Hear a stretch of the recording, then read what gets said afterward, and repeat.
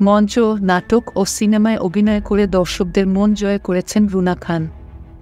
বয়স থামিয়ে রাখা এই অভিনেত্রী এখনও হাসিতে তারুণ্যের ঝলক ধরে রেখেছেন। অভিনয় দিয়ে আলোচনায় আসেন তিনি।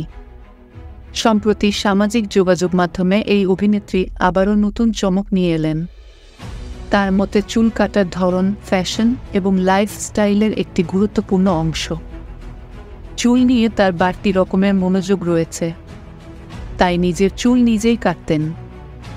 যদি হাতের কাছে চুল কাটার ভালো যন্ত্র না থাকতো, ফ্যাশন সচেতন এই অভিনেত্রী চাকু, বটি দিয়েই নিজের চুল কাটতেন।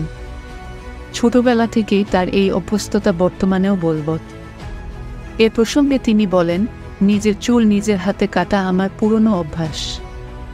বটি দিয়ে কাটা হেয়ার স্টাইলে অনেকগুলো নাটকের কাজও করেছি।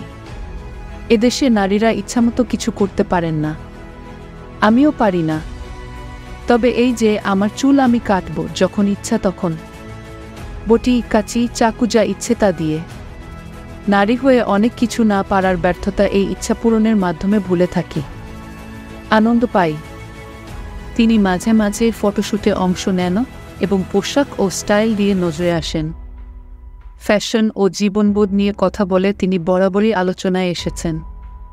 ফ্যাশন সচেতন এই অভিনেত্রী ফ্যাশন প্রসঙ্গে বলেন, পোশাক বিশ্বকে পরিবর্তন করে ফেলতে পারবে না, কিন্তু যে নারী ওই পোশাক পরবেন তিনি পারবেন।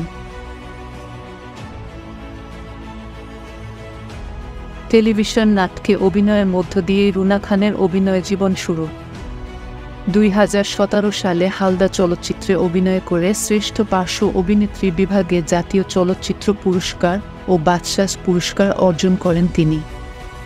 এছাড়া গহীন বালুচর ও ছিটকিনি সিনেমায় অভিনয় করে প্রশংসিত হয়েছেন।